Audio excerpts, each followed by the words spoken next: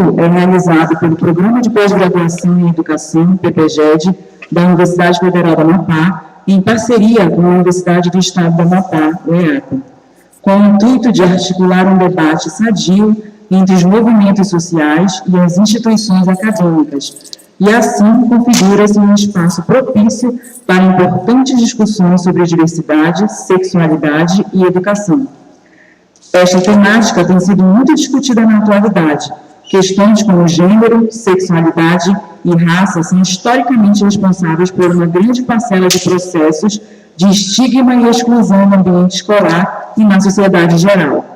Torna-se cada vez mais necessário que escolas, professores e comunidade em geral estudem e compreendam a dinâmica desses processos, no sentido de construir estratégias pedagógicas que garantam o efetivo acesso e permanência de crianças e adolescentes que apresentam modos de ser e modos de viver o gênero, a sexualidade e a diversidade que não constitui a norma ou a expectativa em geral desejada por pais, famílias e pela própria sociedade.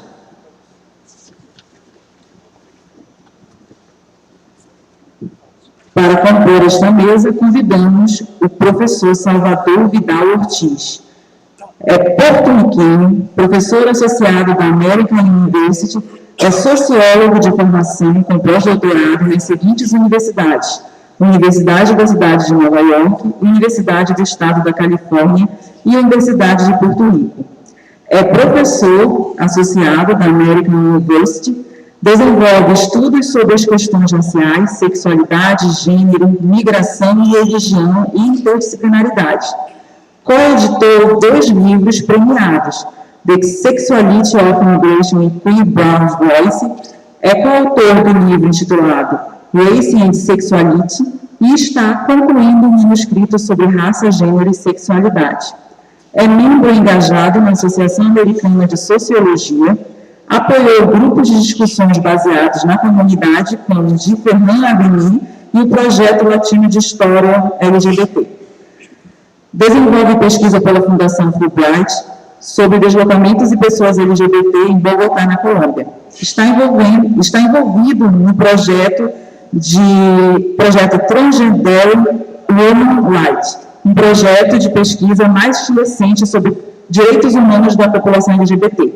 O professor Salvador Vidal Ortiz desenvolve os seguintes temas de investigação: estudos de raça e etnia, estudos latinos e porto-riquenhos, estudos sobre sexualidades racializadas, estudos sobre teoria queer e estudos sobre transexualidade, estudos sobre migração e autoetnografia. Seja bem-vindo, professor Salvador.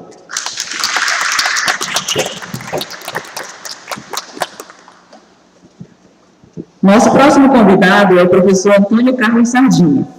Possui graduação em jornalismo, Universidade Federal de Mato Grosso do Sul, e mestrado em comunicação pela Universidade Estadual Paulista Júlio de Mesquita Filho. Atualmente é professor da Universidade Federal do Amapá, atua na área de comunicação e estudos de cultura na interface com questões de gênero, sexualidade e direitos humanos. Integra o grupo de pesquisa Estudos Interdisciplinares em Cultura e Políticas Públicas e do grupo de pesquisa Mídia, Política e Democracia. Então, seja bem-vindo, professor Antônio Carlos Sardinha. Para compor essa mesa, também vamos chamar o professor Janilson Pinheiro Barbosa. O professor Janilson é doutor em Educação pelo Programa de Pós-Graduação em Educação da Unicinos, mestre em Educação pelo Programa de Pós-Graduação em Educação da Unicinos, especialista em Direito da Criança e do Adolescente pela Fundação do Ministério Público do Rio Grande do Sul, licenciado em Filosofia pelo Centro Universitário La Salle, pesquisa sobre violência juvenil, fazendo a interface entre educação, justiça e direitos humanos e medidas socioeducativas para adolescentes infratores. Realizou estágio de doutorado na Universidade de Barcelona, na Espanha, atua no ensino na área de ciências humanas, formação de professores em direitos humanos, filosofia da educação e filosofia geral. Atua também como consultor em organismos internacionais da ONU. Seja bem-vindo, professor Janilson Pinheiro Barbosa. Nós registramos e agradecemos a presença de todos os professores e dos demais convidados para essa tarde de discussão.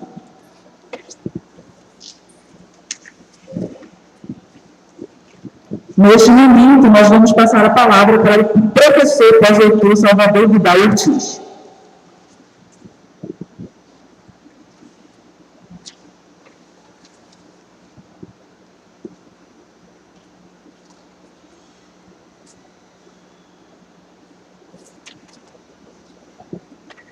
Bueno, sigo sin hablar portugués. Continúo sin hablar portugués. Entonces Alexander va a hacer el trabajo de interpretação. Como eu falei na primeira vez, meu trabalho aqui não é de fazer a tradução, é de interpretar a fala do professor Salvador. Acá hay algunos de mis estudiantes en una clase de inclusión que ya han vivido el dolor de escucharme en español y de hablar muy lentamente para yo entender su portugués. Tem aqui alguns alunos da turma que o professor Salvador está ministrando aqui na Unifap, no nosso programa de pós-graduação em educação, que tiveram o prazer, percebe como não é uma tradução, de acompanhar nesse processo.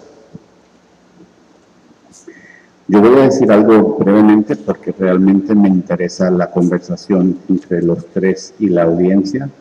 Y pues lo primero que quiero decir es que para mí el pensar en diversidad sexual, de género y raza me hace pensar en violencia institucional y quiero hablar un poco de él. Quero falar sobre a relação entre sexualidade e raça enquanto violência institucional. E a ideia é de abrir espaço para o debate entre os que compõem a mesa aqui, nesse momento. Dean Spade es un abogado en Estados Unidos que trabaja mucho el tema de lo que es la violencia institucional. Lo que Dean Spade documenta es la relación entre cómo la familia, el gobierno, las instituciones religiosas, el Estado, todas ofrecen una serie de violencias que perpetúan el poco valor hacia las personas de grupos minoritarios sexuales o de género. Dean Spade, que é um advogado norte-americano que fala sobre esse processo de violência institucional, que envolve escola, igreja, família, que perpetua a ideia de desvalorização dos grupos minoritários. Creio que é isso. É isso mesmo? Desvalorização dos grupos. Que perpetua a desvalorização dos grupos minoritários de sexualidade, de gênero e de raça. Me parece importante hablar de violencia institucional porque, a pesar de que es una violencia estructural, la vivimos a un nivel simbólico diario. O professor interessa falar sobre a questão da violência institucional enquanto violência estrutural diária. Cuando una persona trans, por ejemplo, quiere que se le llame por los pronombres que a ella le identifican, y eso no se hace por una razón política, por una razón religiosa, por una razón conservadora. Eso crea unas violencias que se magnifican en la vida de esa persona. Son detalles muy importantes. Quando, por exemplo, uma pessoa trans que quer ser chamada pelo pronome que a identifica, isso acaba perpetuando violências que ocorrem no dia a dia. También me parece importante recalcar que cuando una persona gay, una mujer lesbiana, un hombre gay es violentado o asesinado, una mujer lesbiana es violada físicamente para curarla de su lesbianismo, ¿no? Estas son instancias que se perpetúan cuando nadie dice nada. Quando ninguém fala nada, e acontece casos de violência, como, por exemplo, de estupros de mulheres lésbicas, estupros corretivos, por exemplo, né? Isso é uma forma de perpetuar essa violência. Entonces es importante pensar en cuáles son nuestros roles, nuestros papeles como educadores, como estudiantes, como profesores, cuando entramos en contacto con alguien que es LGBT, con alguien que es una minoría étnico-racial, con alguien particularmente trans. E isso faz com que a gente pense qual é o nosso papel enquanto educador, professor, ao entrar em contato com alguém que é de uma minoria LGBT ou de uma minoria trans, por exemplo.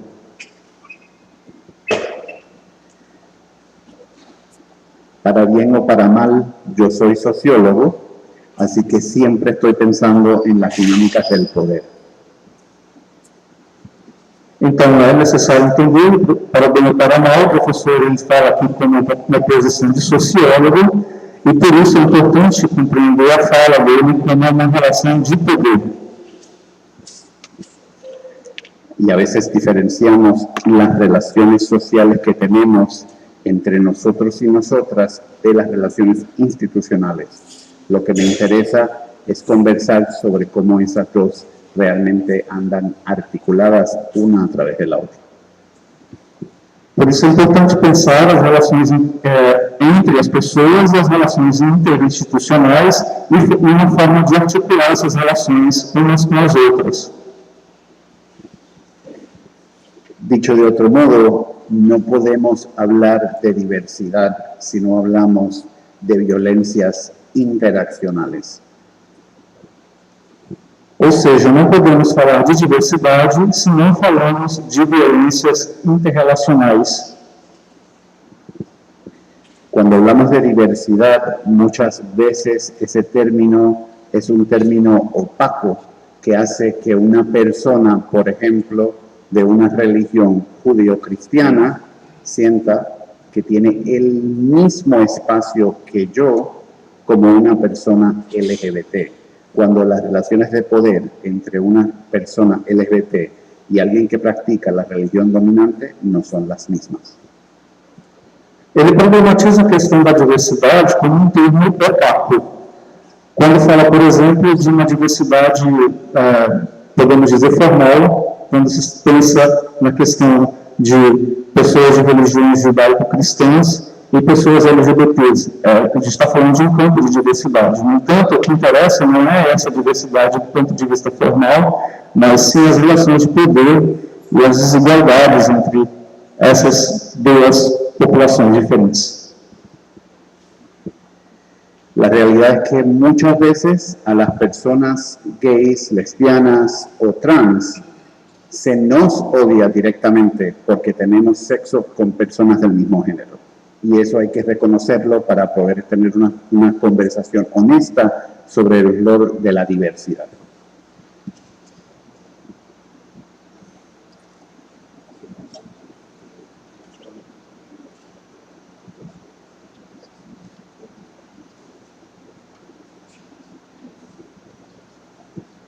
Que há a necessidade de ter uma honestidade quando, por exemplo, se dizem que nos odeiam por conta das nossas orientações sexuais, por exemplo. Las mujeres trans, por dar otro ejemplo, no es que escogen hacer trabajo sexual, es que generalmente son forzadas a ese trabajo como único trabajo para poder sobrevivir, ¿no? Esto no encaja dentro de la definición de diversidad que usualmente usamos en discusiones multiculturales. Quando, por exemplo, fala das mulheres trans que não escolhem o trabalho sexual, que quando no fundo a gente sabe que elas são forçadas a adentrar no campo do trabalho sexual. Estas son las variables que me parecen importantes introducir para poder tener una conversación sobre cómo la diversidad sexual tiene que ser magnificada a la misma vez que tiene que ser problematizada y cuestionada. Essas são questões importantes que ele traz para introduzir, para pensar, por exemplo, como as questões da sexualidade precisam ser magnificadas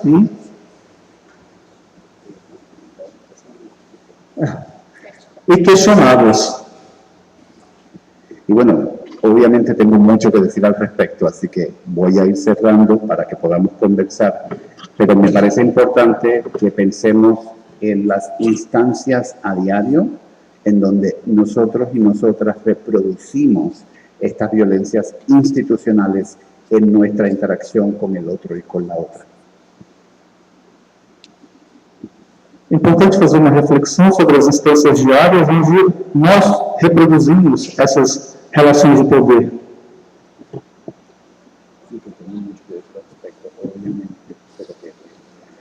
E existem muitas questões a serem discutidas sobre esse tema e sobre essas variáveis, mas a ideia aqui dessa mesa é trazer os elementos para o debate. Muchas gracias, obrigado.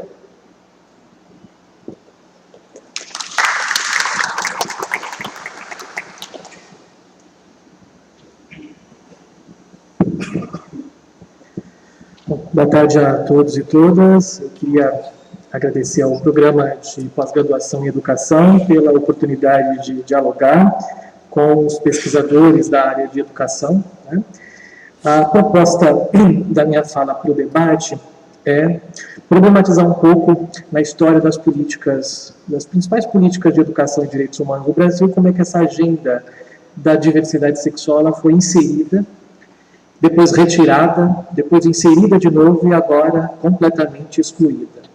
Esse percurso histórico que eu queria conversar com vocês, de como a agenda da sexualidade, principalmente, e das questões que envolvem os LGBTs, eles perpassaram as políticas de educação nos últimos 20 anos, para explicar um pouco como nós chegamos a uma realidade que atualmente é uma realidade que vai preocupar tanto pesquisadores da área de educação, quanto sujeitos e sujeitas LGBTs que vão ter que conviver com um cenário que não é muito agradável, né? Então, a minha proposta é fazer esse percurso e discutir questões que esse percurso nos destacam aí para debater. E aí, antes de começar a pensar em como o sujeito LGBT, ou a sujeita LGBT, ela é tratada, inserida ou incorporada pelas instituições escolares, né? É muito interessante perceber, inclusive, a partir da fala do Salvador, por exemplo, né, de que as instituições escolares são as instituições que estão, como qualquer outra instituição social, em permanente disputa, e corpos que não estão enquadrados numa norma são inseridos nessa disputa dentro das instituições escolares, numa lógica perversa de normatização. E as instituições escolares, como quaisquer outras instituições, elas são as primeiras. Quando eu digo instituições escolares, estou dizendo professores, diretores, porque tem gente dentro delas, né? Eles são os primeiros a não reconhecer a existência desses sujeitos. E isso não é diferente de qualquer outra instituição. Haja visto que a gente está acompanhando, amanhã vamos acompanhar de novo, a continuidade do julgamento no STF, sobre se é constitucional proteger LGBTs da homofobia. Então, nós chegamos ao ponto de um Supremo ter que decidir se esses sujeitos e essas sujeitas são reconhecidos pelo Estado como sujeitos de direito. E o que espantou nas defesas e nas arguições do primeiro momento do julgamento, para mostrar como as nossas instituições, inclusive as escolares, elas têm o mesmo modus operandi para lidar com os LGBTs, é de que o Estado brasileiro, pela Advocacia da União, pelos advogados do Congresso, eles disseram claramente, né, que se não há lei, é porque essa demanda não é legítima para ser reconhecida como uma demanda para o Estado brasileiro. Então, nós temos países, inclusive na América Latina, que já deram um passo extremamente importante no reconhecimento desses sujeitos como sujeitos de direito. O Brasil passou um tempo lidando com uma matriz da tolerância. Eu não nego que eles existam, mas vão viver sob certas circunstâncias. E hoje nós voltamos num limbo completamente total de nem reconhecer e nem tolerar. É dizer, salve-se quem puder. E as escolas, de um modo geral, elas sempre reproduziram isso. E o que a gente observa para pensar as relações dos LGBTs com a escola é exatamente essa lógica de não reconhecer, quando é obrigado a reconhecer, por exemplo, pela via do nome social, a escola tolera sob certas circunstâncias e certos acordos, e alguns ao ponto de nem reconhecer e nem tolerar. Essa matriz que a gente tem que observar, a relação das instituições com os LGBTs, ela serve para as escolas, para as universidades, para os parlamentos. E é exatamente a partir dessa perspectiva que eu gostaria de conversar sobre como é que as políticas de educação, portanto, fizeram dessa agenda uma agenda que ao mesmo tempo foi de visibilidade e ao mesmo tempo foi de fragilidade. A minha tese, né? Nunca a gente discutiu tanto sobre diversidade, tolerância e combate à discriminação na política de educação, nunca discutimos tanto, como também nunca fizemos absolutamente de nada concreto, haja vista as avaliações das políticas de educação em torno dessa questão. Então, tanto é que hoje nós estamos lidando com essa contradição. Se nós chegamos ao ponto de lidar com o debate sobre a escola sem partido, sobre a intolerância para os LGBTs estudarem, é sinal de que as políticas de educação, desde o Fernando Henrique, que eu vou passar para vocês resumidamente, não conseguiram institucionalizar, nem colocar na agenda dessas políticas absolutamente nada que desrespeitasse a garantia do direito do LGBT a estudar.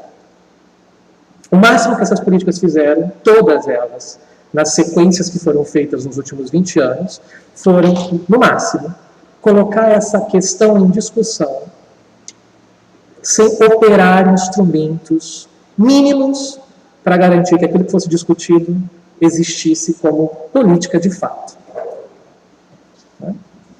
Nem o nome social, que foi a bandeira que o movimento LGBT ergueu como uma bandeira importante de acesso e de combate à exclusão na escola pelos LGBTs, nós conseguimos institucionalizar como uma agenda dentro da escola importante e permanente.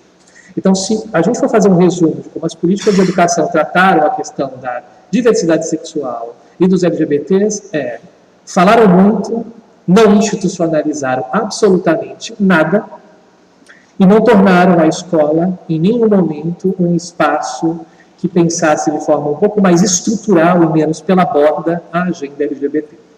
Eu vou dizer por quê, a partir do que eu conversarei com vocês. Se a gente for fazer um resumo do histórico das políticas de educação nessa agenda, a gente vai ter dois momentos muito importantes na história das políticas de educação no Brasil. Você vai ter um momento no governo Fernando Henrique Cardoso, com uma sequência aí de 4 grandes documentos e instrumentos importantes para pensar a política de educação nessa questão, e depois o governo Lula com uma série de outros 4 instrumentos importantes. Então, quando que se pensa a questão da sexualidade, eu não vou falar nem da homossexualidade, nem da diversidade sexual e nem dos LGBTs. Quando se começa a pensar a sexualidade nas políticas de educação? Foi em 94, quando no governo Fernando Henrique Cardoso se aprovou as diretrizes de uma política de educação para a sexualidade. 94. Depois, no próprio governo Fernando Henrique, nós tivemos a LDB em 96, a aprovação dos PCNs em 97, o Plano Nacional de Educação em 2001 e os Planos Nacionais de Direitos Humanos 1 e 2. Todos esses conjuntos de documentos nunca foram corajosos o suficientes para reconhecer que LGBTs tinham direito à educação, que eles tinham um problema de acesso, de permanência, e que, portanto, a escola tinha responsabilidade com esses sujeitos. Todos esses documentos foram tímidos a apontar nem a questão da sexualidade diversa, falava-se da sexualidade por um viés biologizante, discutir sexualidade na escola significava falar de direitos reprodutivos, como não engravidar, como não morrer de AIDS, e o direito à sexualidade sempre pensado como um problema e não como um direito. Então eu tenho que resolver o direito à sexualidade para ninguém engravidar, para ninguém pegar doenças sexualmente transmissíveis. Essa matriz foi a matriz que estruturou, em grande parte, nesse primeiro momento, as agendas de educação e sexualidade. Tanto é que o Plano as diretrizes de educação para a sexualidade que foi aprovada em 94 nunca existiram formalmente nas escolas. O governo não conseguiu nunca levar para as redes estaduais e municipais de educação nada que desrespeitasse a construir uma agenda de respeito e formação para a sexualidade. A própria LDB é muito frágil em discutir essa questão, porque ela diz muito pontualmente que então se combate a discriminação, mas não nomeia ninguém. Nos planos de Nacional de Direitos Humanos do governo Fernando Henrique, só o segundo plano que foi feito é que disse claramente que existiam no Brasil homossexuais. Até então essas figuras não apareciam no léxico das políticas públicas. E quando se falava de sexualidade de escola, essas políticas, tanto de direitos humanos, quanto as políticas que foram pensadas no âmbito da educação, com a aprovação da LDB, eram políticas muito, muito restritas a pensar, no máximo, a questão de gênero, como homens e mulheres se relacionam. Nunca incorporando a sexualidade como uma agenda estruturante da escola. Esse período foi um período, inclusive, que a gente considera histórico, porque foi pela primeira vez que começou-se a pensar que existia na escola uma função de se combater pelo menos a discriminação, independente de não nominar ninguém. Existia essa necessidade. Mas foi importante, foram políticas embrionárias que deram depois, no governo Lula, uma dimensão um pouco mais explícita.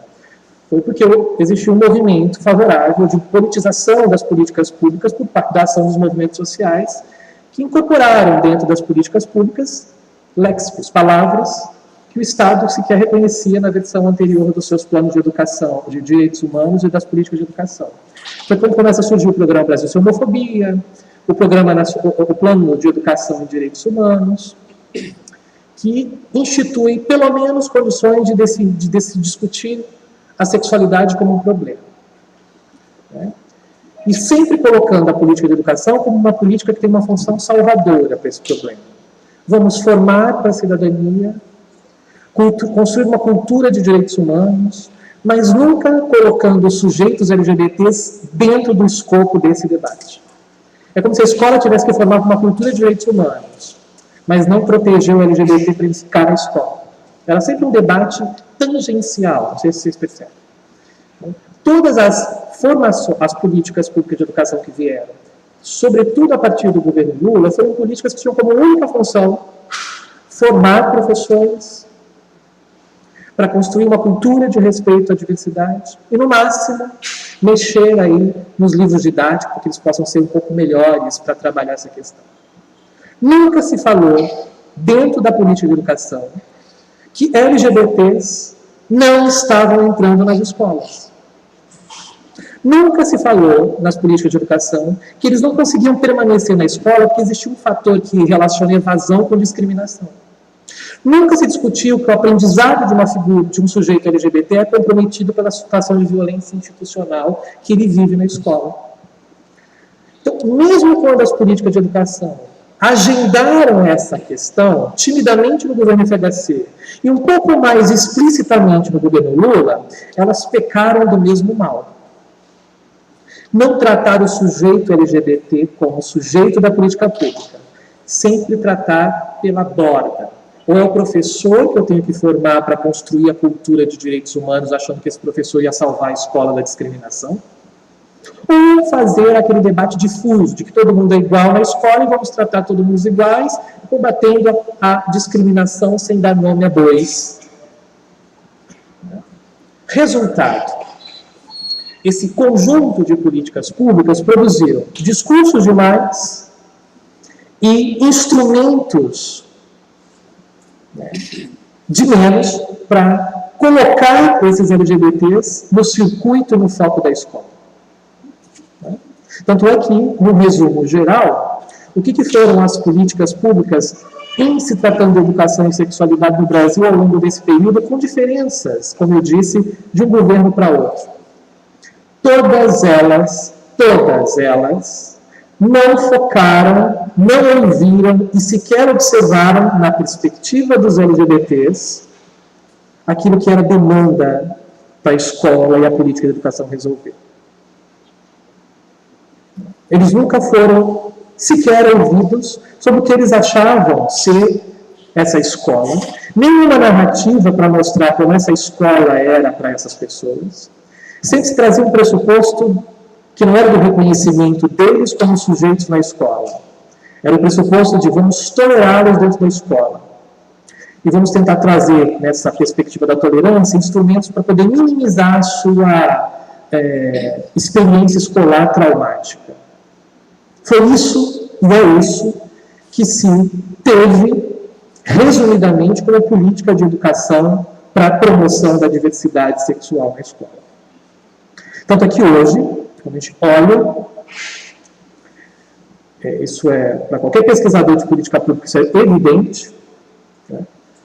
Se hoje nós estamos discutindo novamente a segurança dos LGBTs no contexto da escola, estamos falando de escola sem partido, é porque as nossas políticas de educação não institucionalizaram absolutamente nem nada de instrumentos para garantir que a escola se torne esse espaço seguro, pelo menos, para que eles acessem a escola. Então, o que foram as políticas de educação para a sexualidade pensadas no âmbito da política de educação e da política de direitos humanos no Brasil? Foram políticas que trataram dessa agenda pela borda. Foram políticas, pela borda que eu digo, não foram políticas que trataram da questão incorporando o núcleo duro de poder da escola. Sempre se incorporou atores que estão na borda da escola, com poder na hierarquia de mando, de decisões de currículos, que não tinham condições de incorporar aquilo que aprendiam nas formações, nas capacitações, incorporar aquilo no cotidiano da escola. Então, a agenda ficou pela borda da escola. E para não dizer que a gente não falava de sexualidade, a gente incorporava pela borda alguns eventos episódicos, algumas ações pedagógicas, inclusive muito pontuais, que não entravam para o currículo e para o coração da escola, não estavam no núcleo da escola decisórias. Né? Tanto é que grande parte das políticas de formação de professor em diversidade sexual foram fracasso, porque nós formávamos professores que não estavam com poder de decisão no núcleo duro da escola. E na primeira oportunidade, essa agenda se tornava uma agenda individual do professor e não da instituição escolar. Por isso que ele não conseguia fazer dessa agenda uma agenda permanente na escola. Então, a gente teve sempre uma política de educação para a diversidade sexual que transitou pela borda, nunca foi incorporada no núcleo duro da escola, no núcleo de poder da escola. Uma política de educação que tratava a discriminação contra LGBTs como um mal menor, e que não foi capaz, inclusive, e aí eu desafio, é bom falar para o educador isso, porque essa é parte da nossa responsabilidade, nós nunca conseguimos, inclusive, mostrar que existe uma relação básica entre ser LGBT, aprender menos, reprovar mais e sair da escola. O fator discriminação como um componente para pensar a qualidade do ensino nunca foi colocado em nenhum indicador de avaliação escolar por ninguém. Por ninguém. A gente só sabe que existe homofobia na escola e que ela tem evasão pelos narrativos das pessoas que a gente consegue acessar depois que elas saíram da escola. Isso é mais um exemplo para mostrar como não se incorpora no núcleo duro das políticas de educação aquilo que é uma agenda central dos LGBTs. Eles não querem ser discriminados na escola, eles não querem ser excluídos, mas eles querem ter o direito de ficar na escola para aprender e ser vistos como alunos. Eles não são uma peça num debate que envolve uma discussão difusa sobre discriminação. Eles são parte de uma agenda que a escola não incorporou. Né? E aí, para a gente poder debater depois, embora tenha muita informação que eu tenho para passar para vocês, a questão que se coloca hoje é, né, qual é a agenda da política de educação e aí da pesquisa em educação, no nosso entendimento, quando a gente faz essa interface em sexualidade e escola. Né? Nós temos muito pouca gente pensando como ator da política de educação, como pesquisador, né, o que significa a homofobia como um fator de exclusão escolar. Nós sabemos muito pouco, nós não conseguimos construir uma agenda nesse âmbito legítima para, a partir dessa agenda, defender a entrada e a permanência de LGBTs na escola. Porque nós tivemos um problema, para encerrar. A defesa que nós fizemos para a questão da sexualidade na escola, além dela não chegar no núcleo duro da escola, ela ficar tangenciando um debate, ela foi feita de modo muito acrítico. Nós defendemos, discutimos a perspectiva dos LGBTs na educação, sempre com um viés muito paternalista. Muito paternalista. E o que isso significa?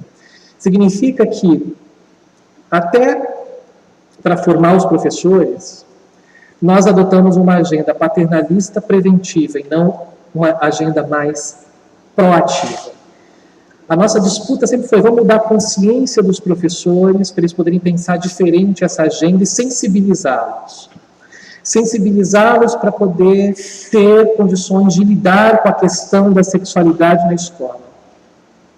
Isso funcionaria na década de 90, quando sequer a palavra homossexual aparecia no léxico das políticas de educação. Só que nós conseguimos manter essa estratégia por 20 anos praticamente, a ponto de chegar hoje e não conseguir dar respostas concretas para a travesti que quer ficar na escola sem ser violentada porque ela quer estudar. Por quê? Porque nós trabalhamos com um proselitismo político no sentido de formação que é esse, de que a sensibilização e a conquista de mentes de professores, que essa foi a única estratégia que teve dinheiro do governo federal ao longo dos anos. Formar professor e resolver o problema do livro didático. Isso resolveria todos os problemas centrais de um LGBT na escola. Nós achávamos que essa estratégia, que teve dinheiro, muito dinheiro, iria conseguir melhorar estruturalmente essa escola que nós que estudamos sabemos, que é uma instituição de disputa, que reproduz relações de poder. Nós achamos que sensibilizar um professor e conquistar a sua mente e o seu coração para ele tolerar a diversidade sexual, veja, essa foi a estratégia de uma política pública que o Brasil desenvolveu durante 20 anos, de que sensibilizar um professor, mudar sua forma de olhar para a sexualidade, que nós íamos mudar uma escola que violenta simbolicamente, que é permeada de relações de poder, que estruturalmente é violenta, e resolveríamos, portanto, os problemas que têm a ver com os LGBTs. E isso colocou as nossas políticas públicas em xeque. Porque quando agora a gente vai precisar resgatar essa discussão nas políticas de educação hoje, nós não conseguimos mais. Porque nós ficamos sensibilizando pela borda e não colocamos isso na agenda central da escola. Hoje, essa agenda, que poderia estar um pouquinho mais sólida em termos de resistência a essa onda que está sendo colocada, essa agenda ela está completamente a construir. E aí a gente vai ter que construir uma agenda que a gente aparentemente achou que tinha resolvido, num contexto de disputa da escola, por essas vias da escola sem partido, por essas ofensivas todas, simultaneamente. E aí os conservadores deram para a gente uma lição muito fundamental. Eles já formavam e já colocavam a agenda deles na política de educação muito antes da gente, e muito estrategicamente. Por isso que eles têm diretores evangélicos que priorizam isso nos seus contextos, porque eles sabem quem manda e quem não manda nesse contexto. Por isso que eles instituem mecanismos de controle da escola que sabem usar os mecanismos de poder que essa escola tem. E nós não.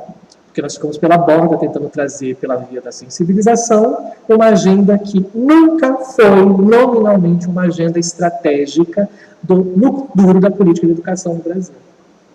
E aí, isso é um pouco o que a história das políticas de educação e sexualidade, resumidamente, não deu para falar detalhadamente cada uma, nos mostrou ao longo desses 20 anos. Então, essa é um pouco a provocação que eu queria fazer para o debate com vocês.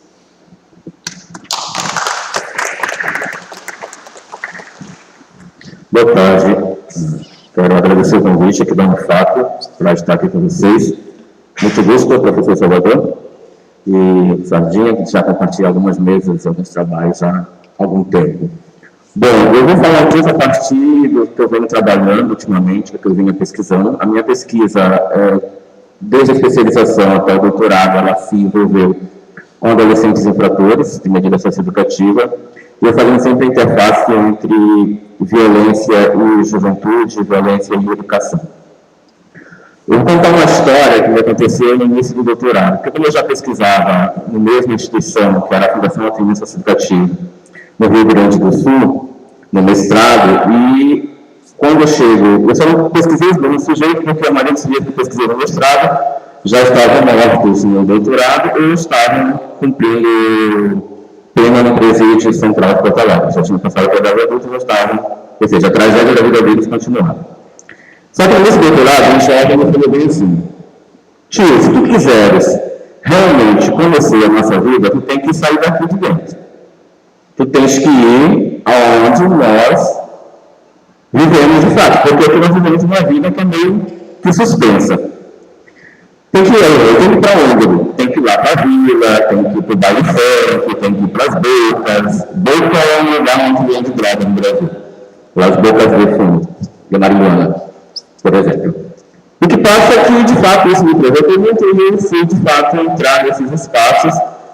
E uma das questões que eu pesquisava com eles era a questão da escolarização. Naqueles jovens eu observei que todos eles já tinham passado pela escola. E todos eles fracassaram na escola. Ou ao contrário, a escola fracassou juntamente com eles. Um dia, numa dessas casas, que eu fui visitar um jovem na Grécia, e a avó dele se meteu na conversa, na entrevista, ela me falou uma experiência da vida dela, enquanto ela estava na escola, que foi muito marcante para mim. Ela disse assim: meu filho, eu deixei a escola porque eu não me sentia vista. Ela era negra, isso negra no Rio Grande do Sul, isso tem coisa muito maior que ser negra aqui no Amapá, por causa da própria origem, da sua descendência alemã e italiana. O que acontece é que ela me dizia: dia 13 de maio, tive uma comemoração na escola. 13 de maio é o dia da coroação de Nossa Senhora, que se faz em alguns lugares do Brasil. E essa senhora, ela cantava muito bem, e como que era a apresentação? Tinha uma menina de vestido de Nossa Senhora, uma outra menina e vários meninos vestidos de anjinhos.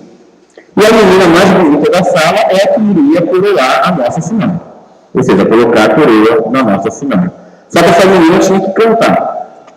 E essa menina, a maioria não sabia cantar. Porém, aquela menina negra cantava muito bem, mas não podia ser anjo. Porque o anjo é branco. O anjo é branco. Só que a professora é muito esperta, muito pedagógica, muito focada em direitos humanos, resolve o problema. O que ela faz?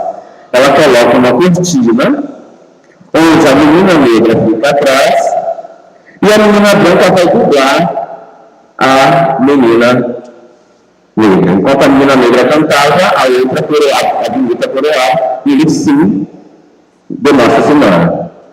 O que acontece? Para aquela menina negra, isso foi um trauma muito grande.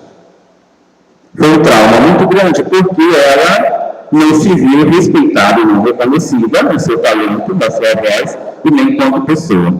E isso foi um fato que fez ela abandonar a escola. E o mais interessante é que, a partir dessa avó, todas as outras gerações abandonaram a escola.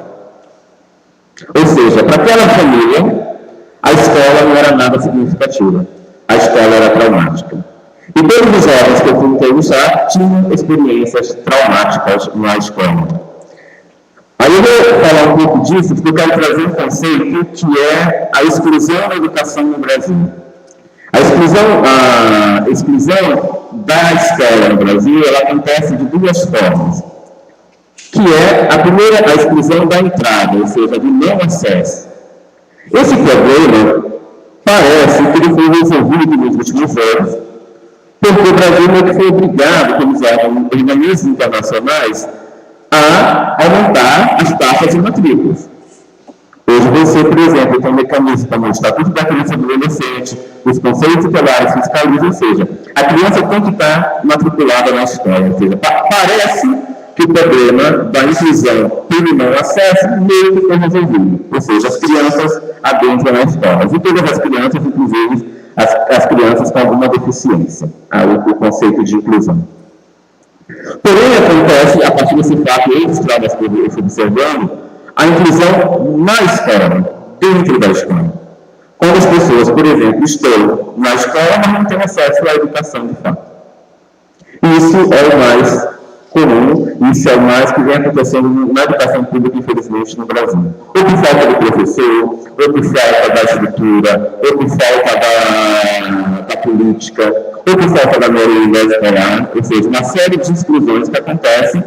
E o mais grave, a exclusão dentro da escola pela pessoa ser portadora, ou seja, ela vive de uma identidade, por ser negra, por ser LGBT, por ser mulher, por ser gordo, por por ser deficiente, ou seja, uma série de questões que se colocam que vão deixando aquela criança no campo, excluída de lado. Pessoas com deficiência, na UEAP, discutimos uma vez um programa com aluno, porque nós tínhamos um campus, que era na Cacapiru, tinha escada, tinha um aluno deficiente. O professor não queria descer para dar aula embaixo, só tinha escada, não tinha elevador. E o aluno não queria subir, ou seja, um problema de inclusão, ou seja, uma inclusão dentro, uma exclusão dentro da exclusão. Esse aluno deficiente, ele estava dentro da escola, porém, da universidade, porém ele não tinha acesso, de fato, a toda a política pública para a sua educação superior. E aí, o que os professores vão contando é, de fato, no Brasil, a partir de 2002, acontece o que nós vamos chamando de um avanço nas políticas públicas, e é muito interessante porque o governo Lula, ele cria, no âmbito do Ministério da Educação, a SECADI, que é a Secretaria de Alfabetização, Diversidade e Inclusão do Ministério da Educação, na qual eu sou consultor hoje da SECADI, a partir pela Unesco. Eu estou monitorando na região norte a educação no campo. E o que acontece? A SECADI, ela coloca uma série de pautas que antes essas pautas não eram visibilizadas, eram invisíveis no campo da educação. Direitos humanos, população quilombola, gênero, inclusão social de pessoas com deficiência, educação no campo, educação indígena, e uma série de programas que gerou, sim, alguns avanços muito importantes. Mas o que acontece, isso que o professor Sardinha trouxe, que também acho, eu faço esse diagnóstico, no Brasil não foi feita reforma da educação. Se a gente pegar, por exemplo, todas as reformas que se fazem no ensino médio no Brasil, e são várias, todas as reformas do ensino médio informaram o ensino médio. O Brasil não criou uma agenda, um plano nacional de educação, de fato, que garante a educação como direito de Estado, política do Estado. E nós, às vezes, os movimentos sociais, nós, às vezes, que estamos na política, nos contentamos, a partir do conceito de política pública, com programas. Nós adoramos programas. Pro-Índio, Pro-Campo, Pro-Isso, Pro-Aquilo, Pro-Jovem. Observe que foi feito somente programas. Por que é tão fácil de derrubar essas pautas? Porque não existe estrutura. Existe uma série de penduricalhos na educação, importantes, geram avanços, mas esbarram geralmente na formação do professor e realmente algum material subsídio para ir para a escola, mas não chega na escola de fato. Isso já era fraca política, piorou. Vocês sabem que a partir de 1º de janeiro a SECADI foi extinta, e o que se criou agora no MEC chama-se Secretaria de Direito de Acessibilidade e Legalidade Social, ou seja, não se fala mais em diversidade. Você consultou, na semana passada nós tivemos uma conferência, uma videoconferência com o ministro e o novo secretário. Nós fomos instruídos antes pelas pessoas, jamais falem a palavra diversidade. Falam modalidades específicas, falam populações marginalizadas, mas não falam essa palavra diversidade. Só que não tinha como não falar a palavra diversidade, porque o trabalho que nós fizemos foi no âmbito desse contexto. Para vocês observarem, então, o que acontece agora com essa extinção da SECADI? Algumas pautas que estavam seguradas por alguns programas, que eram insuficientes, mais importantes, como juventude, população quilombola, população do campo, LGBT e direitos humanos, elas sumem. As 3 diretorias que assumiram agora essa grande secretaria, elas não têm mais, na sua interface, nas suas entrelinhas, essas pautas. Ou seja, nós não vamos ter mais programas nesse âmbito. Se estava bom, ficou pior. Então, nós temos aqui um problema muito sério, ou seja, que foi extinto de forma muito rápida, porque de fato não existia política de Estado para essas pautas. Eu estou monitorando o programa Pro-Campo e uma amiga minha está monitorando o Pro-Linde, aqui na região norte, que é a licenciatura em Educação do Campo e a licenciatura em Educação Indígena. O nosso produto, o terceiro produto, é para calcular o custo aluno. O custo aluno, quanto custa um aluno da educação no campo? Nós não conseguimos chegar a um denominador. Por exemplo, a Unifap ela tem os dois cursos. O pré-campo, a licenciatura de Educação do Campo em Mazagão e a licenciatura de Educação Indígena em Oiapoque. Pegando a parte do trabalho do campo. Só a infraestrutura, a estrutura que precisa para atender esses alunos, que é uma outra pedagogia, é a pedagogia da alternância tempo escola e tempo universidade. Os alunos não têm alojamento em Mazagão para quando eles vêm para o tempo universidade. Ou seja, o aluno de uma licenciatura dessa seria mais caro que um aluno de uma licenciatura comum. O que acontece? A reitoria não leva em conta essa questão e o MEC vai dizer que não é mais responsabilidade nossa porque nós financiamos para que o curso existisse. Então, está ameaçado também o futuro dessa licenciatura. O futuro dessas formações que são muito importantes. Se são um diagnóstico, a gente conversa depois, você vê como que a situação está. Estava ruim, está ficando cada vez pior. E a ideia agora é mais falar em diversidade. O tema diversidade, a palavra, virou um tema tabu, hoje em termos de governo. Quando eu volto para esse jeito de pesquisa e conversa, eu vou encontrar um conceito que eu acho muito importante, que eu trabalhei, que é o de Robert O'Connell, que ele vai chamar de justiça curricular. Ele entende assim, que essas pessoas que foram traumatizadas na escola, violentadas na escola, e a escola no seu contexto, nas suas circunstâncias, elas só voltam à escola quando elas passam pelo processo de reconciliação pedagógica. Uma pessoa só se reconcilia pedagogicamente com uma instituição educativa quando ela se vê reconhecida ali dentro. Ou seja, quando eu me vejo no campo negro num projeto pedagógico. Que não é só colocar uma família negra no livro didático, mas é superar, por exemplo, 20 de novembro. O que acontece nas escolas? É feriado dos Índios Palmares.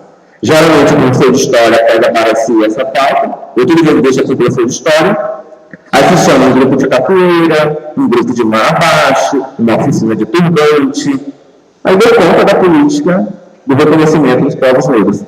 Como que a Lei 10.639 ela fala que nós temos que ter um currículo que leva em conta a história da África e também a história dos povos afro-brasileiros. Só que o currículo não leva em conta isso.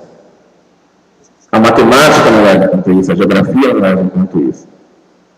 E é importante, nesse processo de reconhecimento dessas identidades, tanto quilombolas, indígenas, como uma ética da alteridade. O que acontece é que muitas vezes nós objetivamos o outro.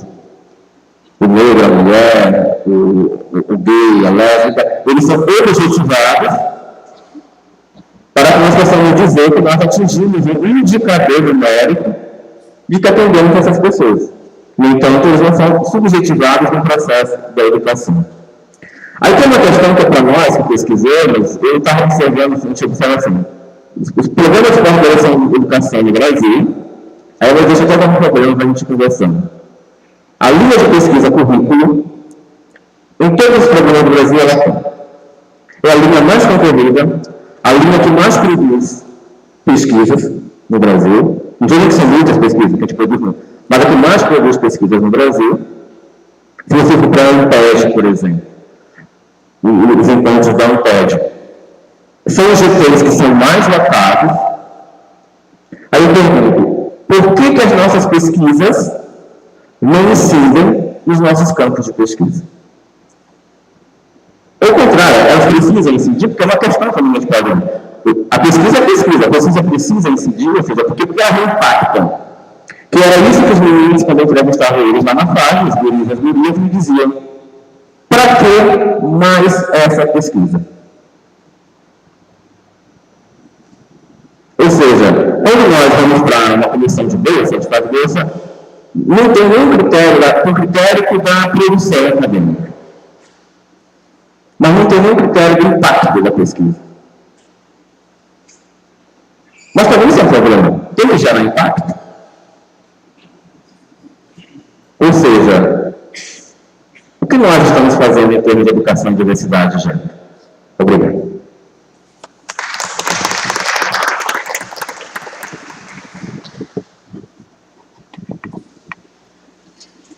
Agora nós vamos para o momento das perguntas e nós vamos abrir para um bloco de 3 perguntas. Então, quem gostaria de fazer uma pergunta para os componentes da banca, pode vir aqui na frente ou falar do lugar mesmo. Quem gostaria?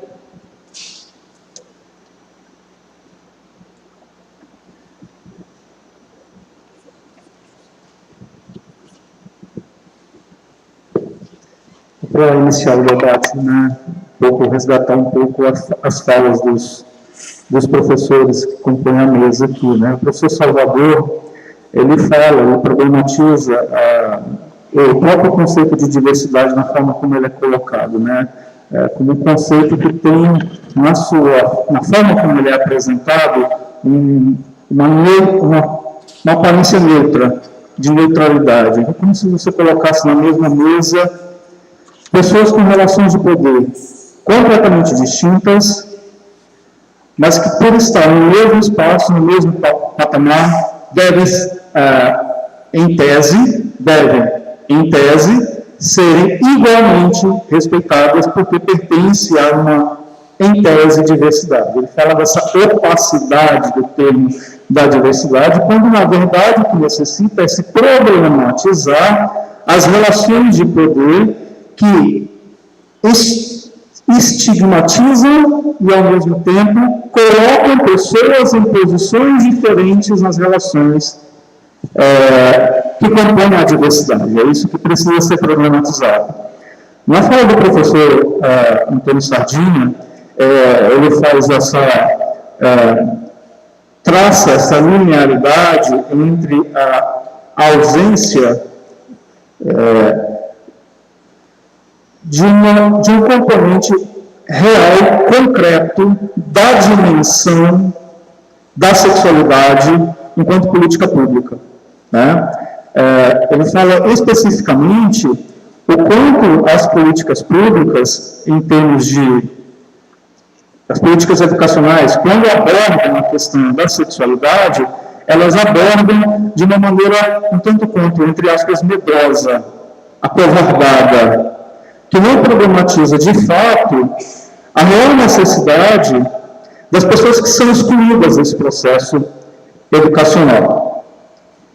A fala do professor Janilson apresenta elementos da pesquisa dele, de adolescentes infratores, e fala da questão da escolarização e do fracasso escolar, que se dá em 2 processos: da falta de acesso, que é o não acesso aos processos educacionais, e uma outra exclusão que se dá no termo concreto, que é quando os sujeitos, adentrando na escola, não se veem reconhecidos na escola, né? A questão é que, nas 3 falas que colocam para a gente, de uma maneira mais sintética, para perceber, o quanto a escola ela persistiu, a escola, na sua história, ela persistiu na garantia de um modelo curricular que nunca foi pensado para as classes populares. A escola, enquanto instituição, ela nasceu, surgiu, especificamente na nossa história colonial, para atender interesses específicos dos grupos dominantes.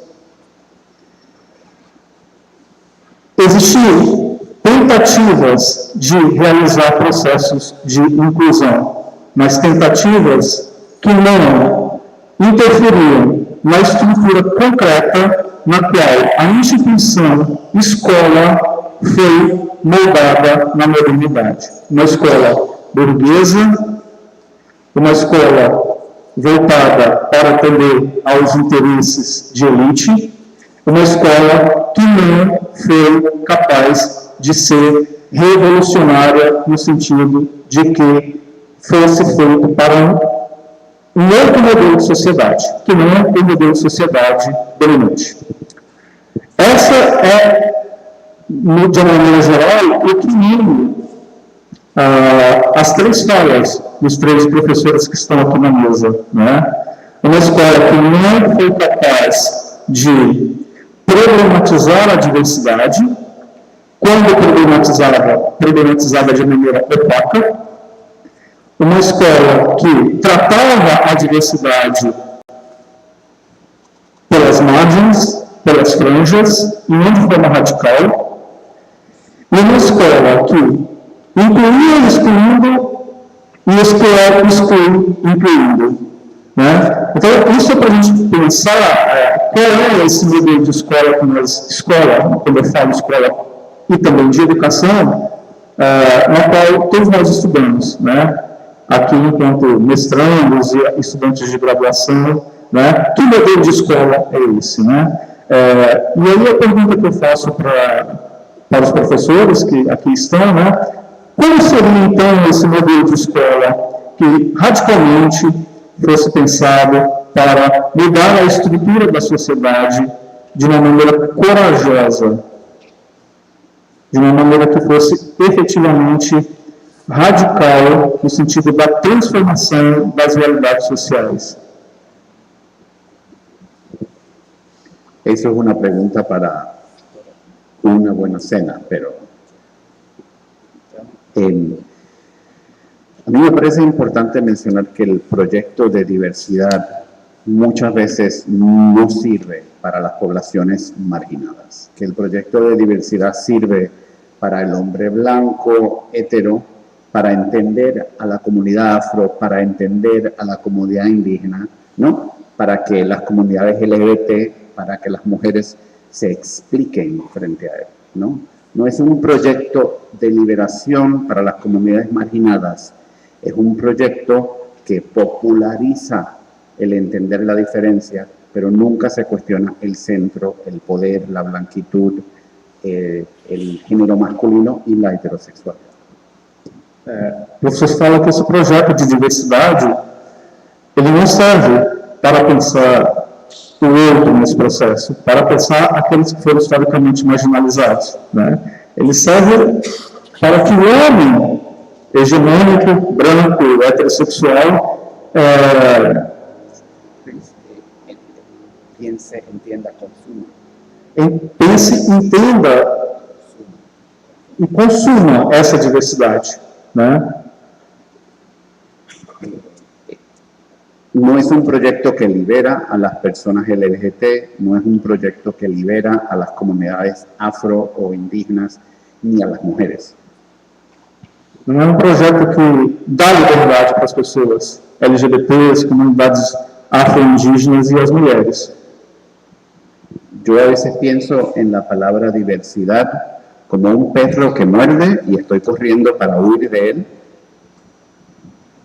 Pensa a diversidade como um cachorro que morde e estou correndo para fugir dele. Porque es un proyecto que lo que hace es que simplifica esas relaciones de poder. Porque é um projeto que, no fundo, acaba simplificando as relações de poder. Creo que cuando una persona piensa en diversidad, en inclusión, como respeto, lo que está haciendo, como decían los compañeros, es borrar la diferencia. Quando se pensa a questão da diversidade como respeito, o que está fazendo efetivamente é apagar a diferença. El respeto puede ser un silenciador muy potente. A ideia de respeito pode ser um silenciador nesse processo, um silenciador muito potente nesse processo.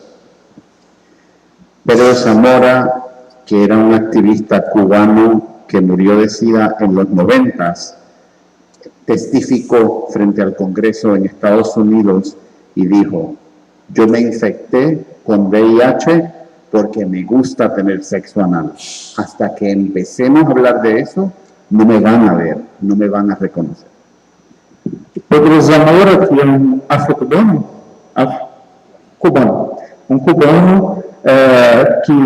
ativista cubano que morreu de AIDS nos anos 90, foi ao Congresso norte-americano e disse: eu me infectei com HIV porque eu gosto de sexo anal. Enquanto vocês não falarem sobre isso, eu não vou ser reconhecido. Entonces, para hablar de diversidad, realmente que hay que desempacar todos esos esqueletos de los que no queremos hablar. No se puede hablar, siempre que hablemos de diversidad, vamos a hablar a un nivel muy superficial. O que precisa, na verdade, ao se falar de diversidade, é colocar para fora, acho que tem uma expressão em português, né? Colocar para fora, mostrar o esqueleto, mostrar a caveira, uma coisa assim, né? Como é a expressão em português? Colocar para fora, efetivamente, e mostrar os problemas, não esconder os problemas, né?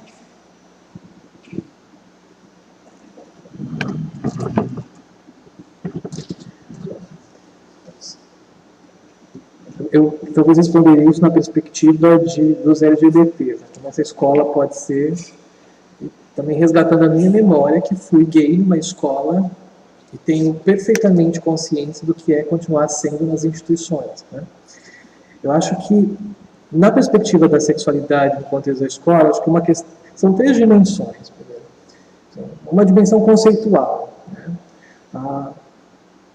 A política de educação, e ela toda, e não só aquela política que faz a formação do professor, toda ela, do currículo ao que se ensina, de como se aprende, toda ela tem que reconhecer um princípio básico em se tratando dos LGBTs, de que antes deles terem direito à educação, eles têm direitos sexuais.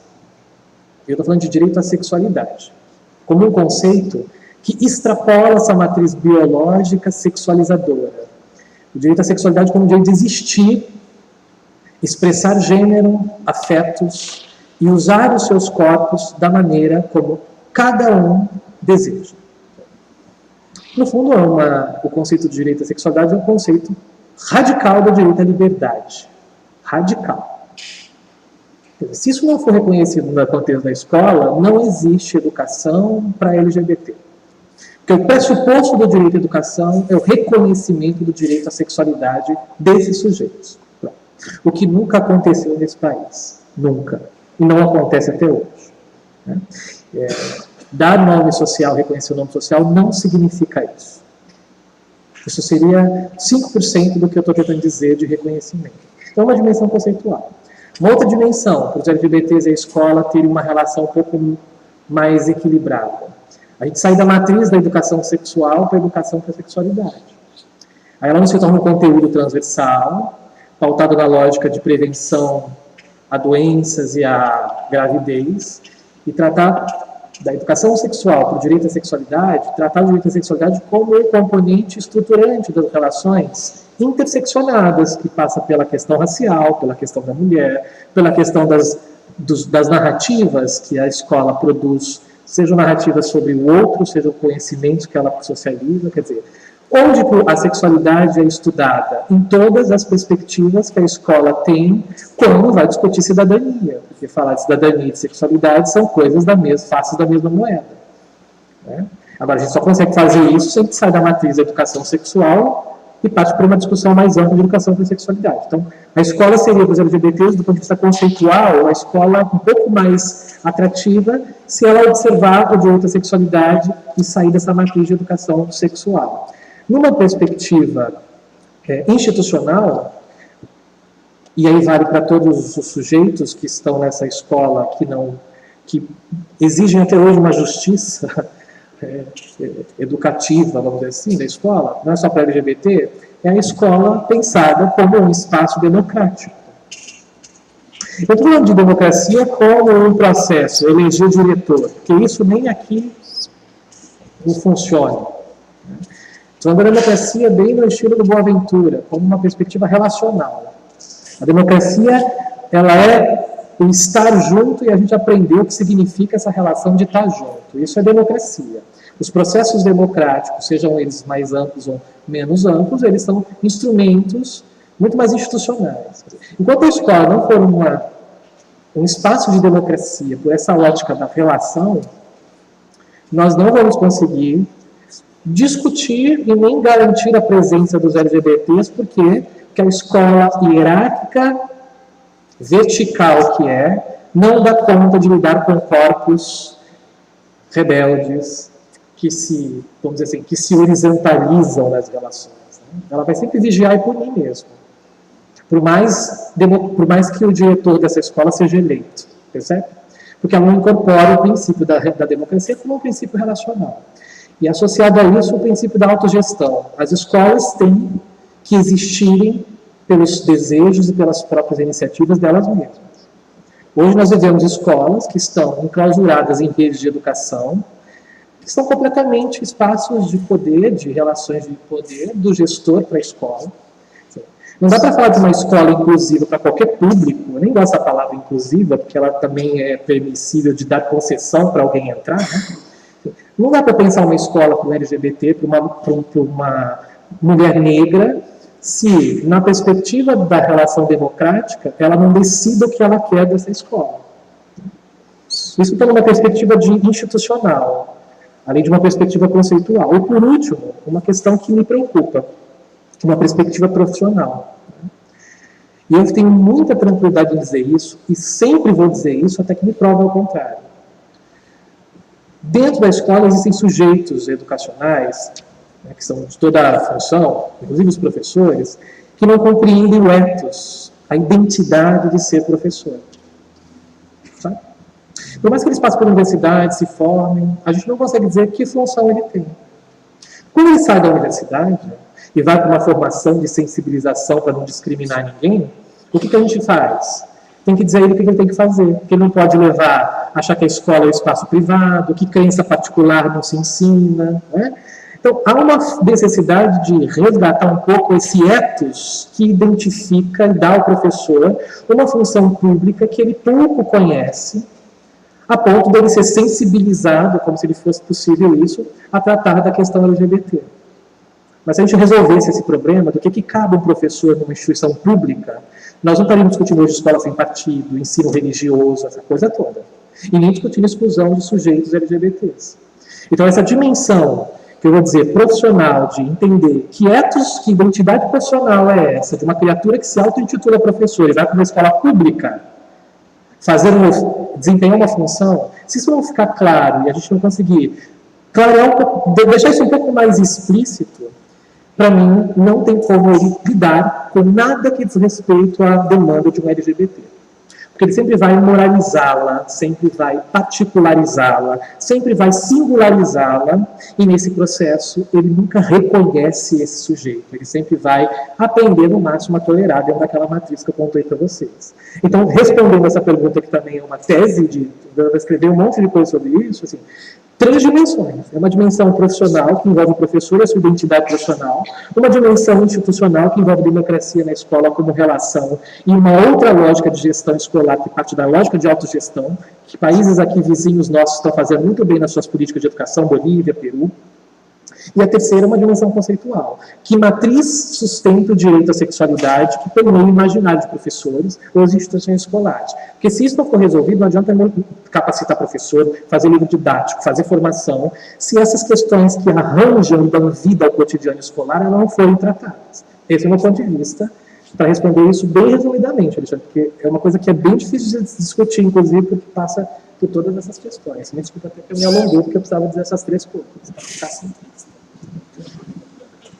Bom, essa é uma pergunta de fato que está sempre nos angustiando, porque quando a gente pensa no Foucault, né, Foucault fez uma crítica muito forte a essas instituições modernas, né, ao presídio, ao seminário, à escola. Né? Quando pensamos a escola, por exemplo, todas as críticas que nós fizemos à escola, nós não conseguimos superar essa escola. Nós temos muita dificuldade de superar essas instituições. Nós dizemos que o presídio não corrige ninguém, mas a gente manda a galera para o presídio. A gente fala que a escola não educa, mas a gente tem que mandar a gurizada para a escola e nós vamos para a universidade. Eu penso que aqui no Brasil nós temos que encarar alguns conceitos de forma muito mais agressivas. Né? Aí, quando eu uso o termo agressivo, é de uma perspectiva mesmo marxista, mais violenta, no sentido, digamos assim. Nós entendemos o conceito multiculturalismo ainda como uma coisa muito bonitinha. Colonizada, de sentar juntos na mesma mesa, aquela coisa toda. A nossa identidade no Brasil é muito diversa. E nós somos ecléticos. O nosso ecletismo, a gente não leva em conta. A mesma senhora, por exemplo, que ela vai numa procissão do Círio de Nazaré, se agarra naquela corda, ela vai dia 2 de fevereiro dançar um tambor para Iemanjá. Isso não é pecado, heresia nenhuma, faz parte da nossa identidade, que a escola não leva em conta. E a outra questão também é pensar que a escola também ela é vítima disso. Quando eu falo escola e a própria universidade, elas são aparelhos que fazem parte de uma política educacional. Ou seja, todas as plataformas de governo, a primeira coisa que eles mudam é a educação. É o sistema educativo. A primeira lugar onde mexe é no sistema educativo. Então, a própria escola ela precisa ser repensada nas suas potencialidades, aquilo que ela pode fazer e aquilo que ela tem de limite. E a própria universidade, e naquilo que ela tem de avançar. Eu sou professor de licenciatura de filosofia e me investia muito porque eu sinto que o nosso curso não forma professores de filosofia para o ensino médio. Não forma. Primeiro, porque a matriz curricular do curso está distante disso. Nós temos a disciplina de filosofia que todos os professores querem dar e temos aquelas de educação que quase ninguém quer dar. E que o aluno não gosta muito, porque é chata, é da pedagogia, é preconceito de filosofia para a pedagogia. Ou seja, então é um distanciamento, é uma formação muito frágil do professor que chega, que vai encarar uma sala de aula e vai para os alunos no primeiro dia de aula. Vocês têm certeza que vocês querem ser professor de filosofia?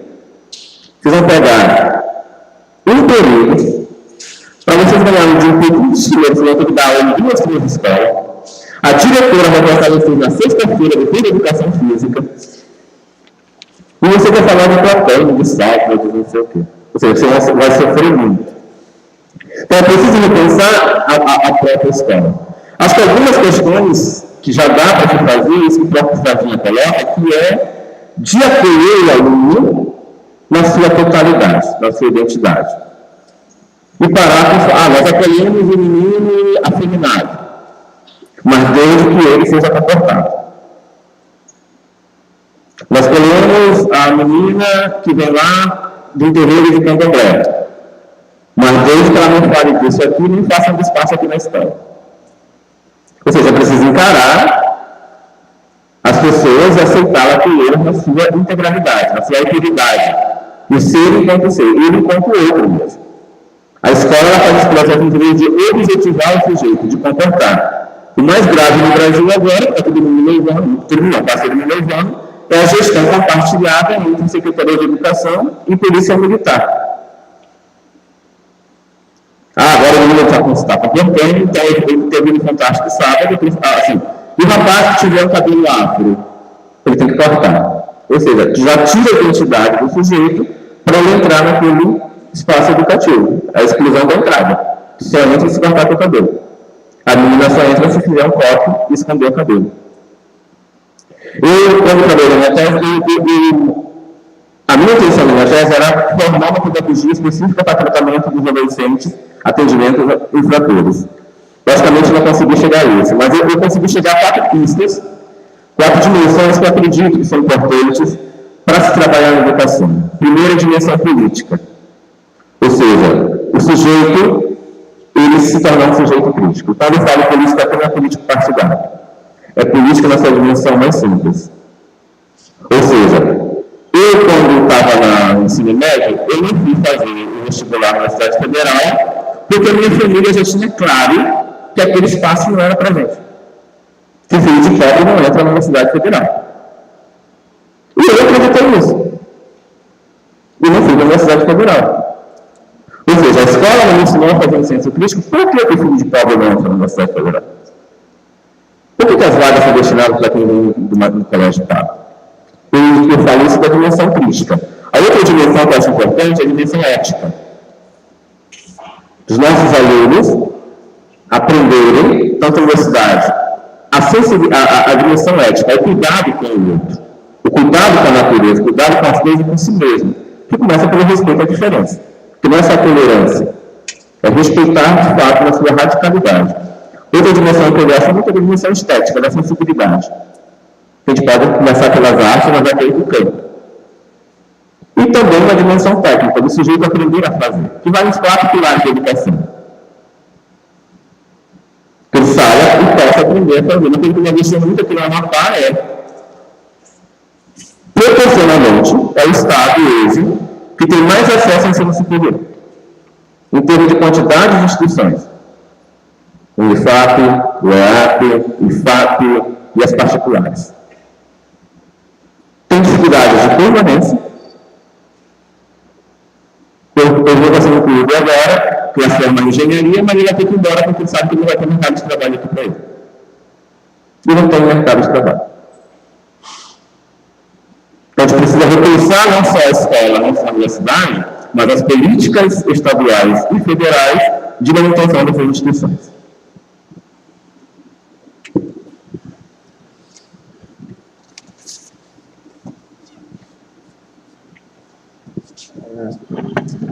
Fazer uma sessão agora, eu vou pedir para 3 pessoas se inscreverem para fazer as arguições. Os 3 falam, depois eu passo para a mesa, para os professores convidados. Por favor. Paulo, usa aqui o microfone, ocupa a frontalidade do espaço que nós estamos gravando, por favor.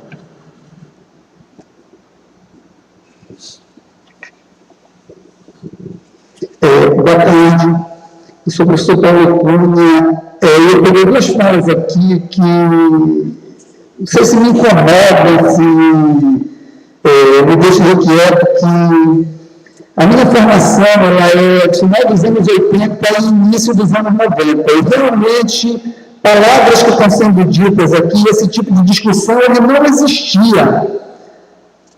No ensino, nem na academia, muito menos no ensino médio. Só que essa discussão, ela se dava já nos movimentos sociais, a gente já discutia determinadas situações fora do âmbito da instituição.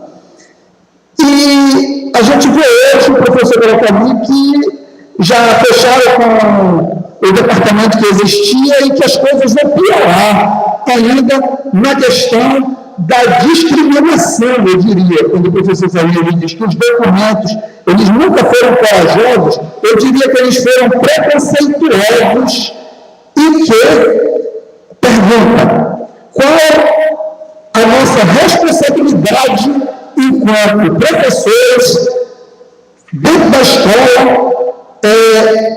na implementação de políticas que combatam essa questão aí. Visto que, por exemplo, nós temos hoje, aqui no bairro, uma escola militar sendo implantada que está excluindo na cara dura os alunos, aluno Pedro Bandeira fumando uma corda, é expulso, manda para Antônio Messias, manda para Antônio Castro. Aluno negro que não respeita a formação, tira, manda para Antônio Castro. E agora, resolveram excluir também materiais de R$400 e uniforme de 250. Ou seja, quem mora no bairro, que estudava na escola, não vai poder mais estudar. Então, estamos excluindo na cara dura. E aí nós temos professores que têm a formação, que têm o adulto, que inclusive têm a todo das transferências para reafirmar esse modelo que está sendo criado. Então, qual é o nosso papel dentro da escola, no sentido de implementar essas políticas para combater esses ataques que vêm sendo cometidos ao longo da história dentro da escola. Obrigado.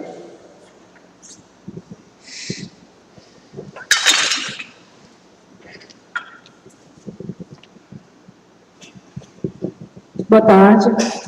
A minha pergunta, né, ela vai direcionada para o professor Lorena. Vai ser direcionada para o professor Antônio Sardinha, né? Como ele muito bem disse na fala dele, que sempre os diálogos, né, quando se tratava dos grupos marginalizados, LGBT, sempre foi tratado pela borda, né, sempre pela margem. Então, pensando um pouco nisso, e nesse diálogo que está sendo proporcionado para a gente, como que a universidade ela pode contribuir não só com os debates, diálogos sobre a diversidade, mas contribuir de forma a solidificar e pensar uma política pública educacional que, de fato, ela possa ser estruturada, né? Institucionalizada na prática. É isso. Alguém mais? Não?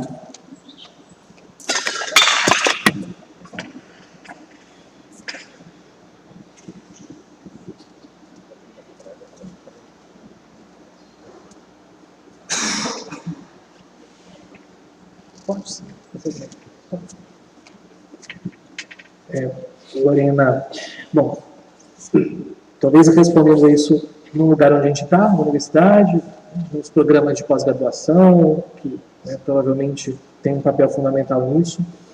Eu acho que,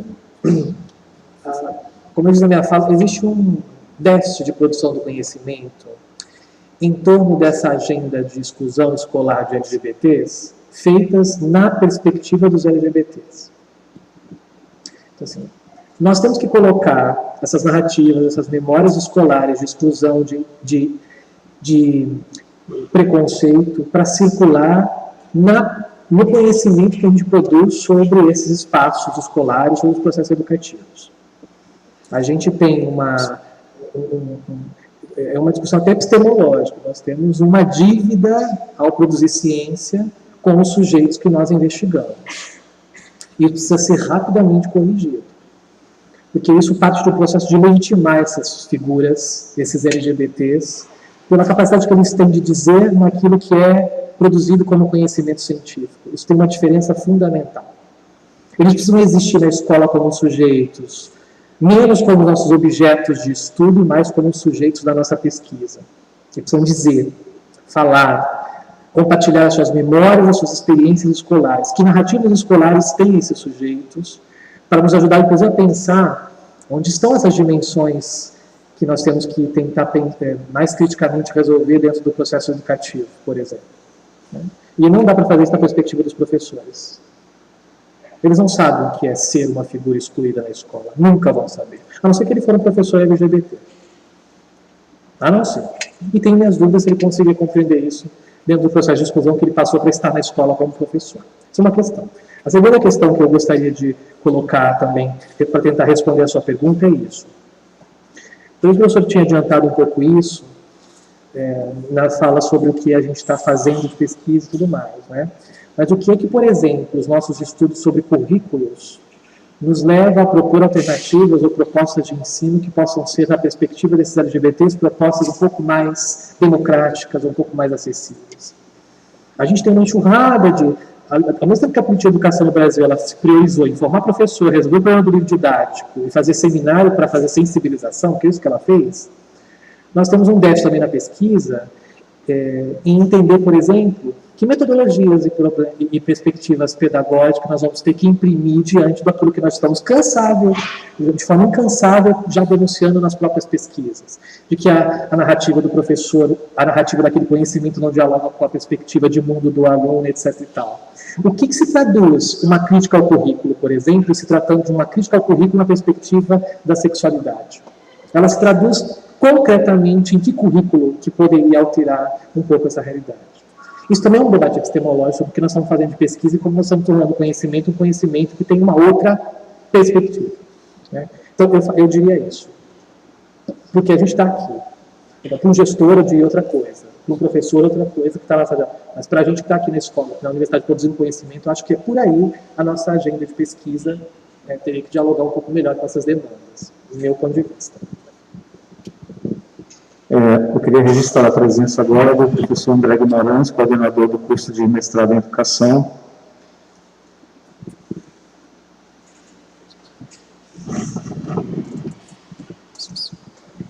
Portanto, a primeira pergunta também é uma pergunta bastante ampla, né? Qual é o papel do professor diante desses demandas todos da educação? Acho que a primeira questão não é nem entender o papel, né? Mas entender o que é a função social do professor. Nós temos uma função social importante e necessária nesse sentido.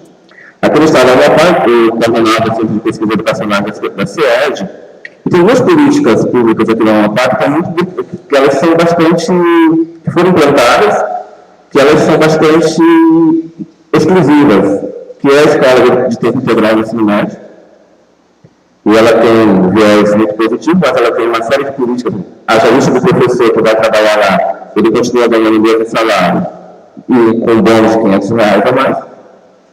E você tem que excluir uma série de alunos que não podem fazer parte daquela educação mais elitizada. E a gestão militar, que agora trouxe alguns dados que são realmente gritantes. E às vezes nós, professores, ou fugimos que nós estamos vendo, ou aceitamos isso porque a gente confunde muitas vezes a nossa política social somente com o nosso emprego, que é uma coisa que é muito importante, mas nós temos uma função social maior do que isso. E tem a ver também com isso que o Sardinha diz, né? Porque nós estamos produzindo, né, o nosso conhecimento em termos de pesquisa na educação, que é a pergunta que eu fiz antes, né?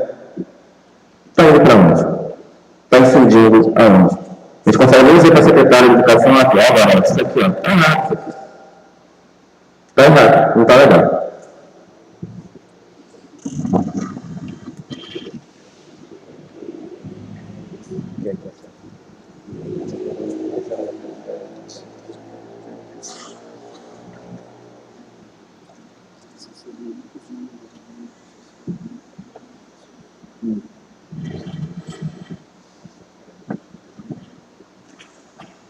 Alguém mais?